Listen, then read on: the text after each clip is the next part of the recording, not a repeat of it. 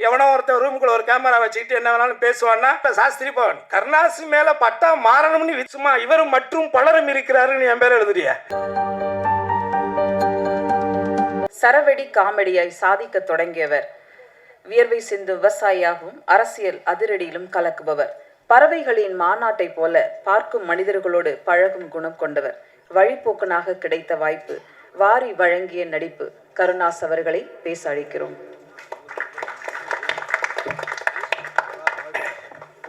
எல்லாம் நல்லா இருக்கீங்களா? ரொம்ப மகிழ்ச்சி உங்கள் எல்லாரையும் சந்தித்தது. ஏற்கனவே நம்ம அந்த சல்லியர்கள் படத்தோடைய விழாவில் தம்பி தயாரிப்பாளர் வந்திருந்தார். தம்பி அன்னைக்கு பேசும்பொழுது எப்படி பேசினாரோ அதே தான் இன்றைக்கும் பேசியிருக்காரு. உண்மையிலே மைக்கேல் என்கிட்ட அறிமுகப்படுத்தினது தேனப்பன் தான். ரொம்ப நல்ல கதை, வித்தியாசமான ஒரு கதை.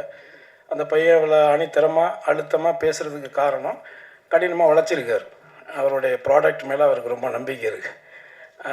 அதே மாதிரி சிவா ரொம்ப தங்கமான ஒரு ஆள். காசு இருக்கிறவங்களாம் நல்லவன்லாம் சொல்ல முடியாது.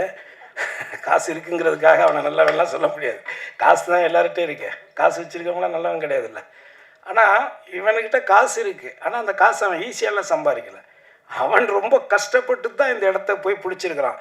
கவிஞர் தம்பி சினேகன் சொன்னது மாதிரி அவன் அந்த ஊரில் போய் நியூசிலாந்தில் போயிட்டு பார்லிமெண்ட் மெம்பர் ஆஃப் பார்லிமெண்ட்டுக்கு எலெக்ஷனில் தேர்ந்தெடுக்கிறான் ஒரு இந்தியனை. அதுவும் நம்ம ஆந்திராவுக்கு பக்கத்தில் இங்கே இருக்கிற நம்ம தமிழ்நாட்டுக்கு பக்கத்தில் இருக்கிறவனை தேர்ந்தெடுக்கிறாங்கிறதே அது நமக்கு ஒரு பெரிய வெற்றி தானே.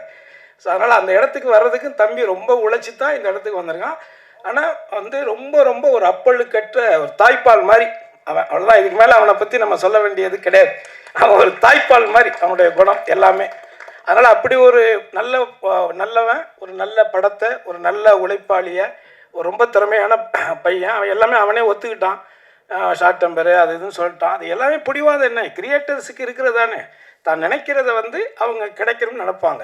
இப்போ என்னை பொறுத்த வரைக்கும் நான் நிறைய படம் நடிச்சிருக்கிறேன். சில படங்கள் எனக்கு பிடிக்கும், சில கதாபாத்திரங்கள் பிடிக்கும். 24 வருஷமாக இருக்கேன். நந்தாவில் லொடுக்கு பாண்டியன் நடித்ததுலேருந்து இன்னொரு வரைக்கும் ஒரு 24 வருஷம் நடிச்சுக்கிட்டு இருக்கேன். இடையில கொஞ்சம் ஒரு 6-7 வருஷம் நடிக்காமல் போயிட்டேன். ஆனால் இது வரைக்கும் நான் யார் ஆஃபீஸிலும் போயிட்டு எனக்கு நடிக்கிறதுக்கெல்லாம் வாய்ப்பெல்லாம் நான் கேட்டதே கிடையாது.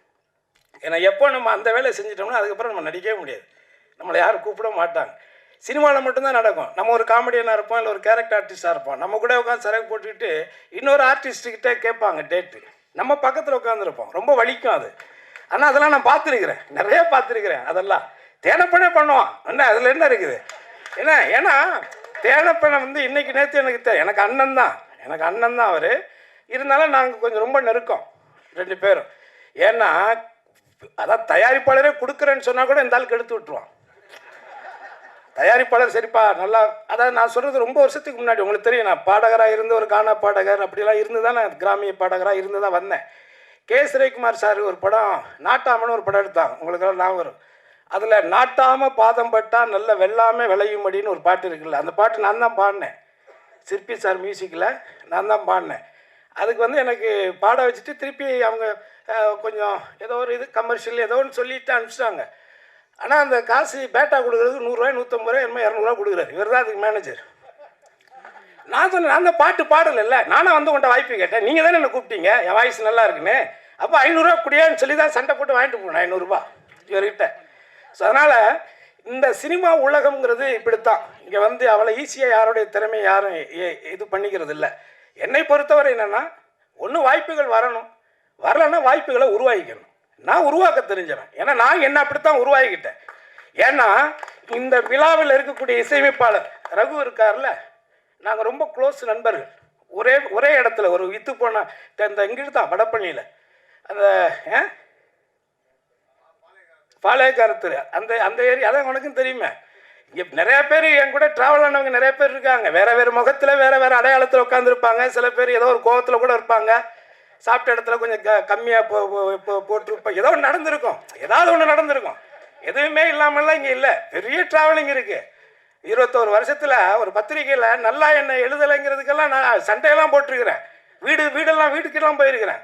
ஏன் அவ்வளோ உழைச்சிருக்கேன் அந்த படத்தில். சும்மா இவரும் மற்றும் பலரும் இருக்கிறாருன்னு என் பேர் எழுதுறிய.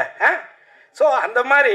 அதனால் இதை எதுக்காக சொல்ல வரேன்னா, மைக்கேல் இந்த கதையை இப்படி தான் வரணும் அப்படிங்கிறத ரொம்ப ஆழமாக நம்பி அதுக்கான கேமராமேன் அந்த தம்பி கூட இருக்கிற எல்லாருமே ரொம்ப கடினமாக உழைச்சிருக்காங்க. குறிப்பாக விமலை வந்து இந்த படத்தில் கொஞ்சம் வித்தியாசமாக நீங்கள் பார்ப்பீங்க எல்லாருமே, தமிழக ஆடியன்ஸ் எல்லாருமே. அது வந்து இயக்குனருடைய ஒரு பார்வை தான். அதுக்கு வந்து அவர் அடாப்ட் பண்ணிக்கிட்டார். அவர் வந்து அவர் சொல்கிற மாதிரி விமல் கூட இதான் முதல் படம். இன்னொன்று எனக்கு ஒரு சின்ன அது சினிமாவில் அதை அது எப்படியெல்லாம் எடுத்துக்குவாங்க பரவாயில்ல, நமக்கு தோன்றது சொல்லிடுவோம். எனக்கு சினிமாவில் இது வரைக்கும் நான் நடித்ததில் மூணு எந்த ஹீரோ கூட நடித்தாலும் அந்த படம் ஒரு ஏதோ ஒரு கவனிக்கக்கூடிய படமாக வரும். இது வரைக்கும் நடந்திருக்கு. எந்த படத்தில் வேணாலும் எடுத்துக்காங்க.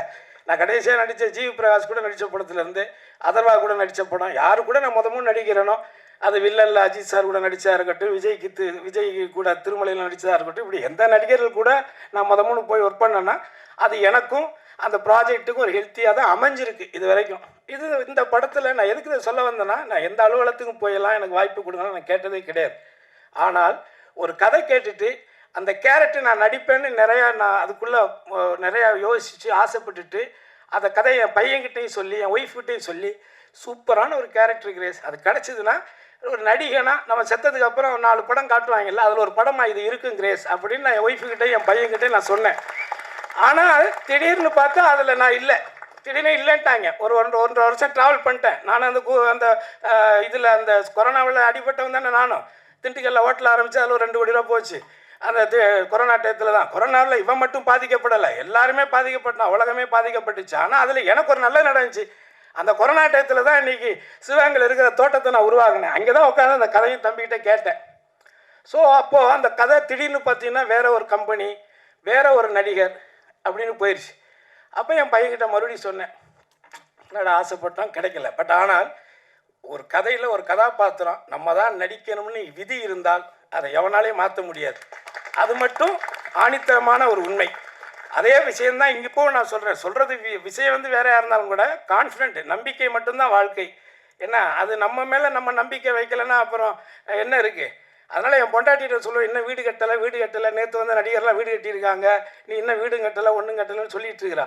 ஆனால் அவள்கிட்ட நான் சொன்னேன், சாஸ்திரி பவன் கவர்னர் இருக்கார்ல, சாஸ்திரி பவன் கருணாசி மேலே பட்டா மாறணும்னு விதி இருந்தால் அது நடக்கும் கிரேஸு. அதனால் நீ ஒன்று பெருசாக ரொம்பலாம் எதுக்கு கவலைப்படாத, அது நடக்கும்னா நடக்கும் அப்படின்னு. அதனால் முதல்ல இந்த விழாவுக்கு வந்திருக்கக்கூடிய தம்பி சினேகன், தம்பி ரோபோ சங்கரை பார்த்தோன்னா கை கொடுத்தேன். அண்ணா பழைய மாதிரி ஆயிட்டேனா அப்படின்னு சொன்னான். உண்மையிலே எனக்கு வந்து எனக்கு ரொம்ப பழக்கம் நெருக்கம், என்ன மாதிரி ஒரு மேடை கலைஞனாக இருந்து வாழ்க்கையில் ஜெயித்தவன். அதனால் அவன் இடையில உடம்பு சரியில்லாமல் போனதெல்லாம் ரொம்ப கஷ்டமாக இருந்தது. ஆனால் அவனுடைய வில் பவர் வந்து மீண்டும் அதிலிருந்து இன்னும் ஓப்பனாக சொல்லப்போனால் மரணத்தை வென்ற ஒரு மனிதனாக தான் இவனை நான் இப்போ பார்க்குறேன். உண்மையிலே அது இப்போ ரொம்ப சந்தோஷம். அதே மாதிரி அண்ணன் செந்தில்நாதன் எனக்கு ரொம்ப வருஷம் பழக்கம். ஸோ இங்கே இருக்கக்கூடிய தம்பி விமல் கூட நான் ஒர்க் பண்ணியிருக்கேன். நடிகை கூட எனக்கு சீன் இல்லை, பட் நான் இப்போ தான் உங்களை பார்க்குறேன். வாழ்த்துக்கள் தேவை அப்படின்னு சொல்லிட்டு பங்காளி, அடுத்த தம்பி இயக்குனர் பிரபாகரன். அதே மாதிரி உங்கள் படம் நான் இன்னும் பார்க்கல, நான் நிறையா சொன்னாங்க, கடவுள் சித்தியம் நான் பார்க்கல, நான் பார்த்துட்டு உங்களை மீட் பண்ணுறேன். ஸோ எனிவே ரொம்ப நேரம் ஆயிடுச்சு. நான் உங்ககிட்ட இந்த இடத்துல நான் கேட்டுக்கிறது, தேனப்போ ஆரம்பித்தது தான். ஏன்னா அப்போ நானும் ஈசி மெம்பராக இருந்தேன் ப்ரொடியூசர் கவுன்சிலில். அந்த பிரச்சனை நடக்கும் பொழுது அது சொன்னது இப்போ தேனப்பன்னு சொன்னது உண்மை, அதில் மாற்று கருத்து கிடையாது. அந்த நேரத்தில் நான் ஏன் அதை சொல்கிறேன் அப்படின்னா, நான் இடைப்பட்ட கொஞ்ச நாள் நான் இங்கே இல்லை, நான் வெளிநாடு போயிருந்தேன். ஆனால் வந்து நான் இன்னைக்கு நடிகர் கருணாசை தெரியும், லொடுகு பாண்டியை தெரியும், கானா பாடகரை தெரியும், கிராமிய பாடகரை தெரியும், ரகுநந்தன் தங்கியிருந்த அதே இடத்துல நானும் தங்கியிருந்தேன். கிட்டத்தட்ட நான் அப்போவே வந்து ஒரு 250 கேசட்டுக்கு மேலே போட்டிருக்கிறேன். ஒரு கேசட்டுக்கு 10 பாட்டுனா கூட 250 பாட்டு கம்போஸ் பண்ணியிருக்கிறேன். அதையும் தாண்டி மியூசிக்கும் பண்ண ஒரு 4-5 படம்.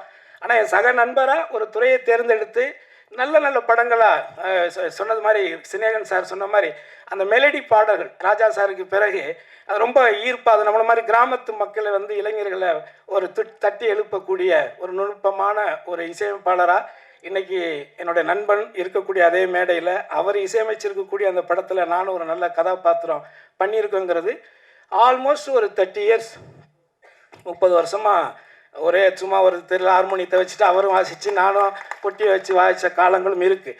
ஏன்னா இன்றைக்கி பார்க்குற தலைமுறைகளுக்கு என்கிட்ட என்னென்ன இருக்குன்னே தெரியாது. நான் 92 புரட்சி தலைவி அம்மா கிட்ட வந்து 1992 மாநில கல்லூரியில் படிக்கும்போது இந்த பெஸ்ட் மிமிக்ரி ஆர்டிஸ்ட் இன் தமிழ்நாட்டிலேயே சிறந்த பலகுரல் நிகழ்ச்சி செய்யக்கூடியவனா நான் தேர்ந்தெடுத்து அந்த அம்மாட்ட 5 சவரன் நகை கொடுத்தாங்க. அதுக்கப்புறம் துண்டு துண்டாக வெட்டி வித்துட்டோம், அது வேற. பட் ஆனால் வாங்கியிருக்கிறோம், அதுக்கிட்ட. அதே மாதிரி சென்னாரெட்டி, பீஷ்ம நாராயண் சிங், அலெக்சாண்டர், இந்த கவர்னர்கள்லாம் அவங்களுக்கு ஞாபகம் இருக்கும். அவங்கக்கிட்டலாம் நான் அவார்டு வாங்கியிருக்கிறேன். ஏன்னா பல திறமைகளை இங்கே இந்த இடத்துக்கு சும்மாலாம் இங்கே வந்து உட்காரல, ஓசியிலலாம் நம்ம இந்த இடத்துக்கு வரல. அடுத்து ஒரு ஏஜுக்கு மேலேயும் உழைச்சிக்கிட்டே இருக்க முடியாதுல்ல. அதனால் நாம் உண்மையாக இருந்தால், எந்த ஒரு வேலையிலையுமே நம்ம உண்மையாக இருந்தால் அந்த உண்மைக்கான ஊழியம் நிச்சயமாக கிடைக்கும். அதை யாராலும் தடுக்க முடியாது. ஆக இந்த படத்துக்காக உண்மையாக உழைச்சிருக்கக்கூடிய என்னுடைய தம்பி சிவா, அதே மாதிரி சுந்தர், அவன் ஆஸ்திரேலியாவில் இருக்கான், அவன் இங்கே இருந்தானா, அவன் ஒரு அற்புதமான ஒரு பையன். நாங்கள் எல்லாருமே ஃப்ரெண்ட்ஸ். இப்போ இந்த கோவில் இருக்கான், அவன் என் தம்பி தான். மூத்தவன் தாமு இன்னைக்கு திருநெல்வேலி போயிருக்கான். ஸோ நாங்கள் எல்லாரும் தான் இந்த படம்.